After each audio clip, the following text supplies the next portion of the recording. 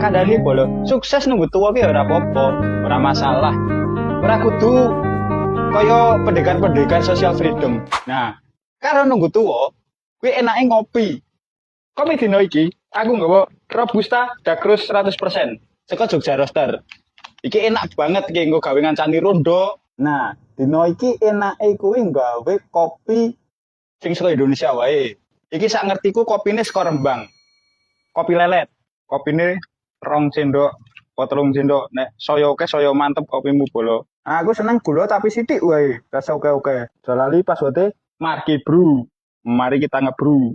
Carane tetep di blooming sik. Blooming kuwi ngetoke kadar karbon dioksida sing ning kopi. Dadi ngene bolo. Ora penting sak pira pahite kopimu, ora penting sak pira legine kopimu.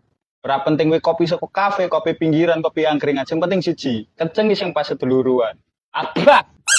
Bolo Jogja Roaster.